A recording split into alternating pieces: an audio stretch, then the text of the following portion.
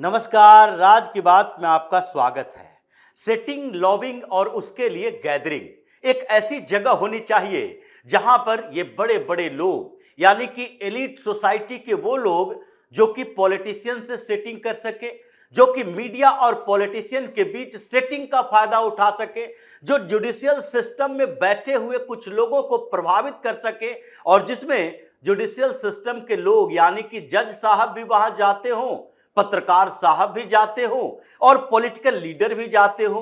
जब ये सारे लोग इकट्ठा होते हैं तो फिर जुडिशियल सिस्टम भी प्रभावित होती है, यानी कि हाई कोर्ट और सुप्रीम कोर्ट का फैसला भी प्रभावित होता है। जमानत के लिए एक नई परंपरा आती है, फेस वेल, यानी कि चेहरा देखकर जमानत दी जाती है और उसमें कहा जाता है कि देखो ये डेमोक्रेसी को चलाना है तो कुछ लोगों को चेहरे के आधार पर कुछ सुविधाएं देनी पड़ेगी और ये डेमोक्रेसी खतरे में का नारा लगाकर वहीं से एक नैरेटिव भी क्रिएट किया जाता है। मतलब ये ऐसी जगह जहां पर ये सारे लोग मिलते जुलते, वहां से सेटिंग चलती, लॉबिंग चलती और फिर सरकार के पैसे से सरकार के खिलाफ ही आंदोलन खड़े किए जाते, उनके खिलाफ ही परसेप्शन तैयार किए जाते, एंटी इंडिया एक्टिविटीज बनाई जाती और मीडिया में एक विशेष विचारधारा के लिए,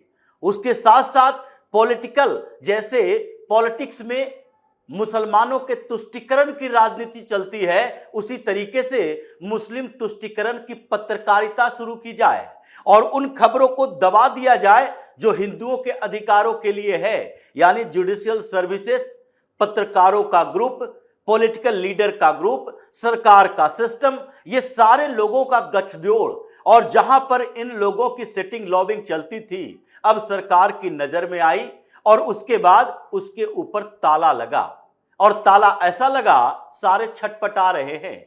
राहुल गांधी का 27.3 एकड़ का वो क्लब छीन रहा है जहां पर बैठकर राहुल गांधी और राहुल गांधी की टीम के कुछ लोग, ऐसा नहीं है कि केवल राहुल गांधी ही, राहुल गांधी और उनकी टीम के कुछ लोग कांग्रेस इकोसिस्टम को वाइब्रेट करते थे और इसी वजह से ये मीडिया में भी अपना नैरेटिव चलाते रहे।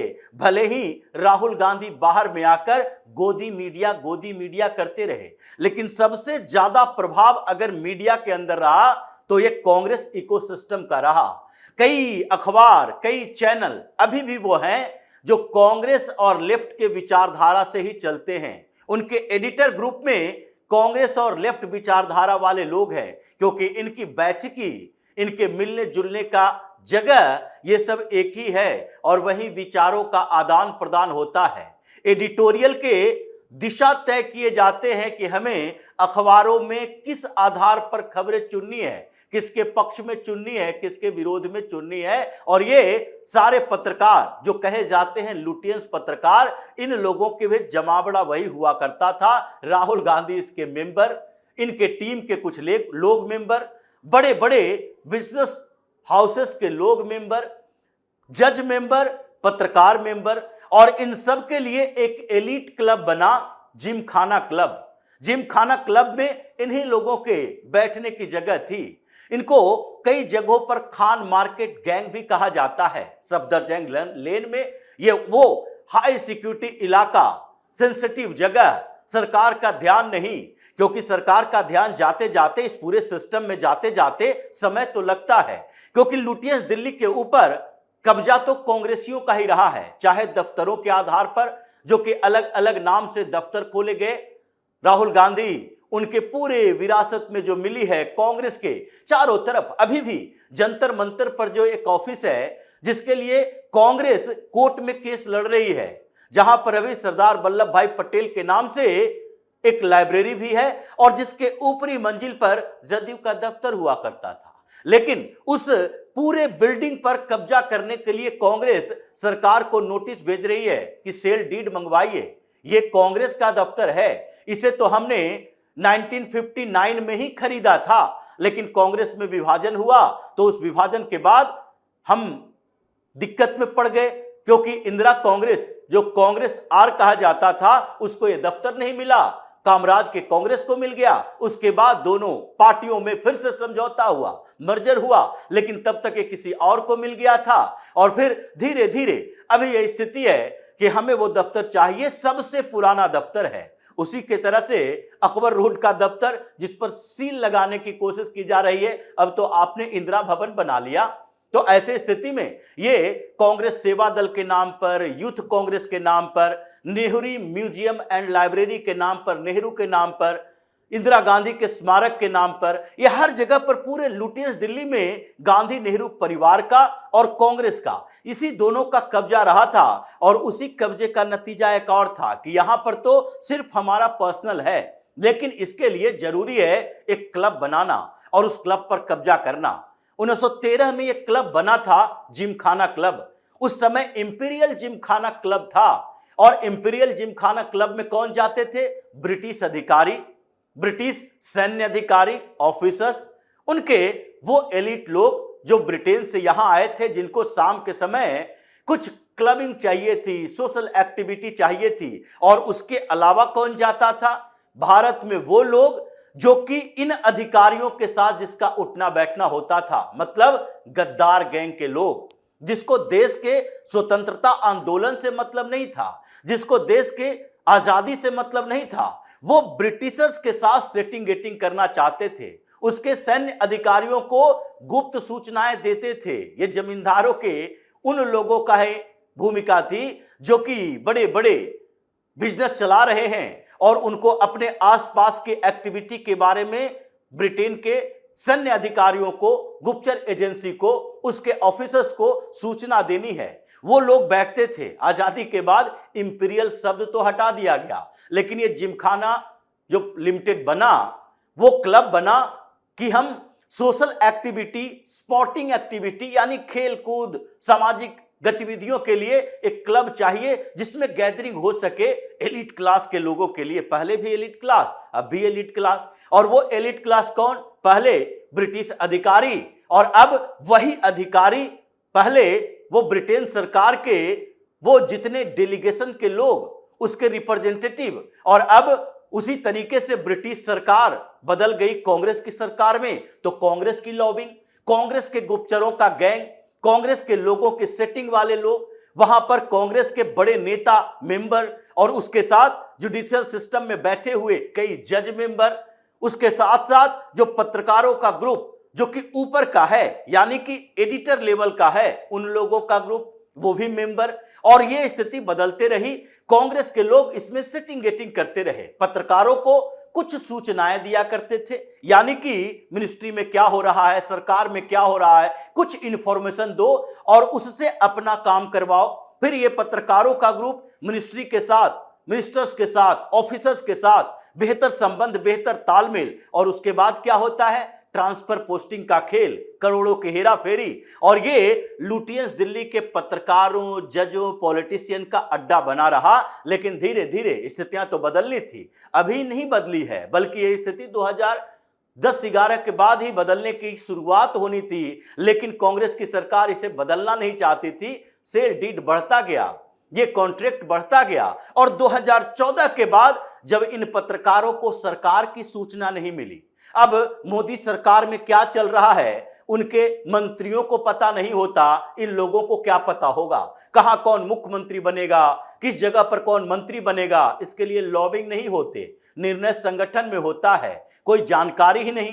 सारे इन लोगों के अनुमान फेल होते रहे और ये गैंग तो टूटता रहा। लेकिन कांग्रेस का ये एक्टिविटी, कांग्रेस के साथ इनका गठजोड़, और उसी के आधार पर हर मुद्दे पर anti Modi, anti Indian states लेना, यानी कि वो आधार बनाना जिससे कि सरकार की छवि खराब हो, इस जिमखाना क्लब में यही हुआ करता था।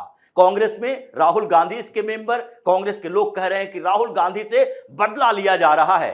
राहुल गांधी उस क्लब में जाकर किनसे मिलते हैं, क्या करते हैं, क्या सेटिंग करते हैं, लॉबिंग करते हैं, जनजी के विद्रोह की बात करते हैं, मीडिया में खबरें चलवाते हैं, और साथ ही जजों, पत्रकारों से क्या सिटिंग होती है, लॉबिंग होती है। अगर यही करना है तो इसके ऊपर बुलडोजर तो चलना चाहिए। सरकार ने कहा ये ऐसे जगह पर है जहां पर डिफेंस इंफ्रास्ट्रक्चर के लिए हमें जगह चाहिए। हमें डिफेंस इंफ्रास्ट्रक्चर बढ़ाने के लिए जगह चाहिए, तो इसकी जरूरत है। 27.3 एकड़ की जमीन है, ये इतने सालों से चल रहा है। 15 रुपए के रेंट पर, मैनेजमेंट भी तुम्हारा खराब। इस मैनेजमेंट के में जो स्थिति दिखाई पड़ी, जब अकाउंट की चेकिंग हुई, 50 करोड़ का घपला घोटाला भी हुआ है।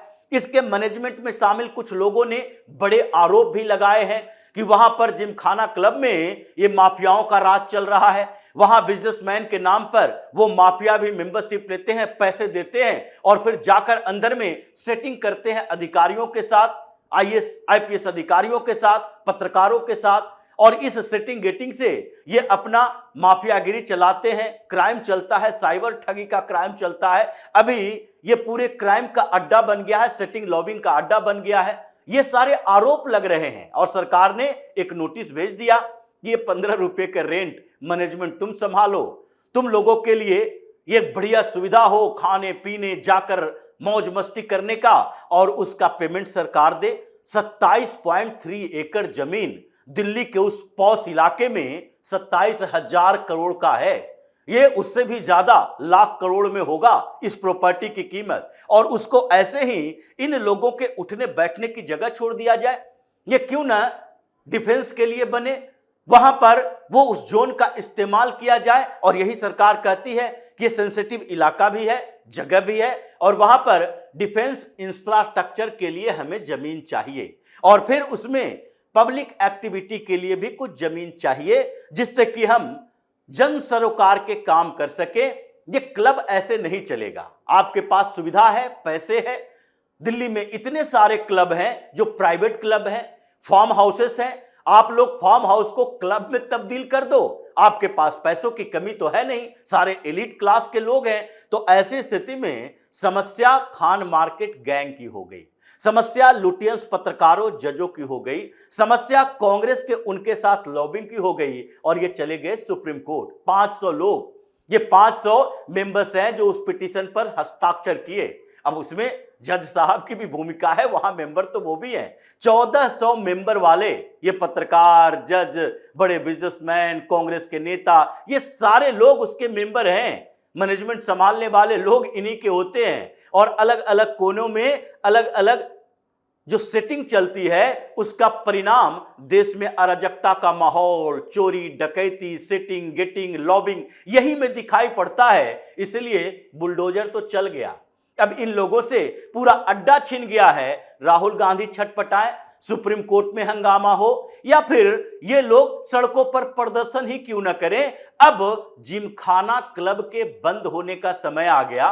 खान मार्केट, लुटियंस दिल्ली के ये पत्रकार, ये जज, वकील और ये बड़े बिजनेसमैन, इन सब के साथ कांग्रेस के उन नेताओं की सेटिंग का समय खत्म हो गया। ये बड़ा ये एक्शन है अमित शाह का, जिसके कारण सारे लोग छटपटा रहे हैं कि अब बैठने की जगह ढूंढनी पड़ेगी, और वहां पर सारे इकट्ठा नहीं हो सकते। तो ये गठजोड़ जो इन लोगों ने बना रखा था, उस पर बुलडोजर चला, छटपटाहट हुई, हंगामा हुआ, गूंज सुप्रीम कोर्ट में सुनाई पड़ रही है। अब देखते हैं सुप्रीम कोर्ट का रुख क्या रहता है। ऐसे सरकार ने जो आधार बनाए हैं वो तो कॉन्ट्रैक्ट में भी है कि हम कॉन्ट्रैक्ट रिन्यू करें, या फिर पब्लिक पर्पस से या गवर्नमेंट के पर्पस से सरकारी आवश्यकता के अनुसार इस डील को खत्म करके उसे वापस लिया जा सकता है। यही कॉन्ट्रैक्ट का पेपर है। तो अब सुप्रीम कोर्ट के आधार पर देखते हैं कि सुप्रीम कोर्ट इसके ऊपर क्या निर्णय लेती है। तो इसी तरह की खबरों के साथ फिर से हाजिर होंगे। तब तक के लिए बने रहिए हमारे साथ और देते रहिए हमें सहयोग, ताकि इसी तरह की खबर हम आपके लिए लाते रहें। धन्यवाद।